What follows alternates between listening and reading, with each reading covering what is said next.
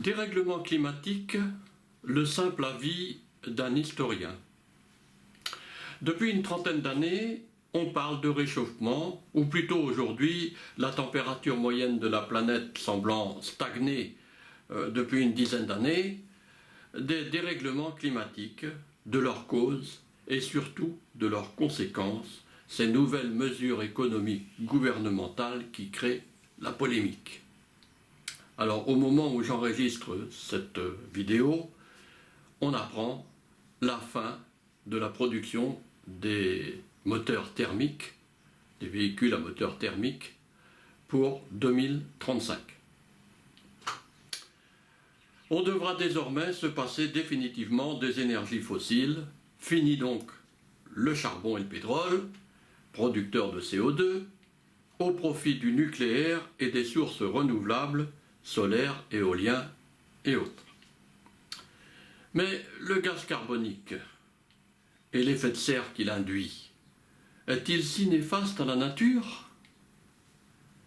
Sans l'effet de serre, nous dit le physicien François Gervais, professeur émérite de l'Université de Tours, ancien examinateur du rapport du GIEC, notre planète fonctionnerait à 30 degrés de moins, c'est-à-dire à une température moyenne de moins 16 degrés Celsius.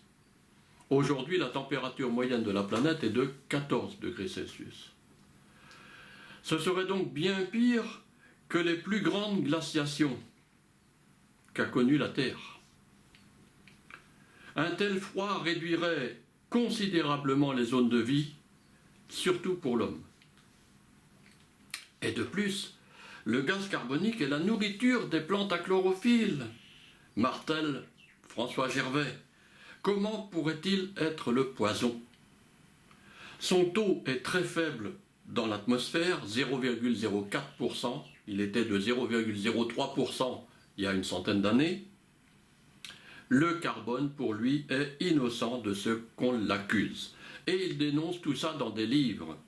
L'innocence du carbone, édité en 2013, L'urgence climatique est un leurre en 2018, Merci au CO2 en 2020, Impasse climatique en 2022. Voilà. On le classe donc parmi les climato-sceptiques. Et ceux-ci sont nombreux. Et parmi les plus titrés, connus, Vincent Courtillot, professeur émérite de géosciences à l'université Paris Diderot, Claude Allègre, ancien ministre géochimiste, membre de l'Académie des sciences, Christian Gérondeau, ingénieur polytechnicien. Tous récusent bien entendu ce qualificatif ridicule de climato-sceptique qui ne veut rien dire au sens étymologique. Les sceptiques du climat seraient plutôt ceux qui craignent les dérèglements qu'ils annoncent, non? Leurs opposants se disent donc plutôt climato-optimistes, puisqu'ils pensent que le climat actuel est favorable à la vie. Et puis il y en a certains qui se disent aussi climato-réalistes, refusant les cris d'alarme des rédacteurs du GIEC. Parmi ces rédacteurs figure le principal représentant français, Jean Jouzel, paléoclimatologue breton, diplômé de l'École supérieure de chimie industrielle de Lyon, médaillé d'or de la recherche scientifique en 2002 et membre de nombreuses académies ou sociétés savantes. Alors bien évidemment, il n'est pas dans mon intention de minimiser ces titres ou de critiquer son engagement pour les positions du GIEC.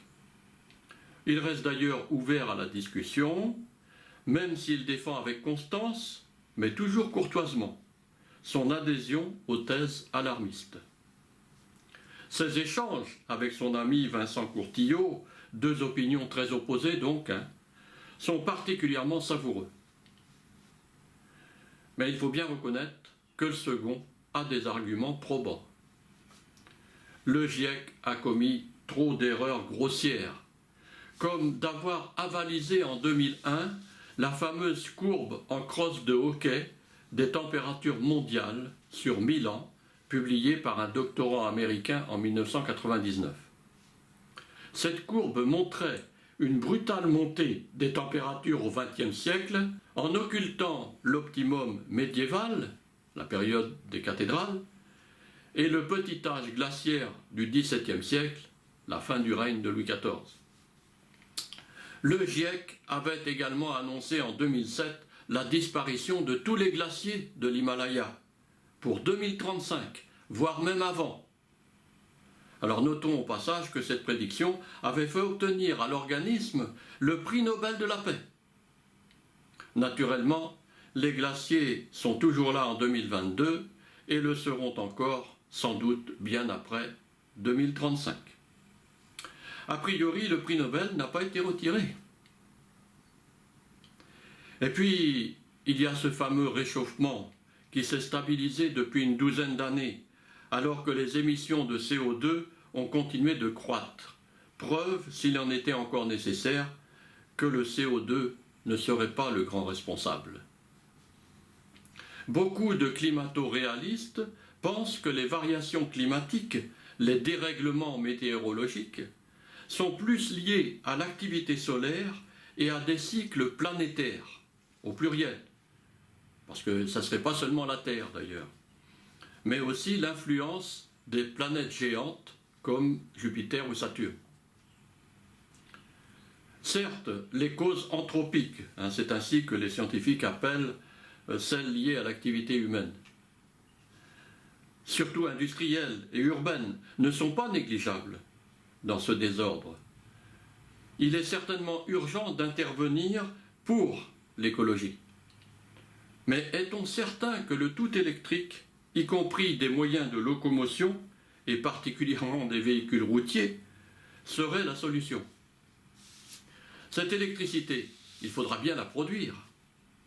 Après avoir voulu fermer les centrales nucléaires, le président actuel de la République française veut en construire d'autres.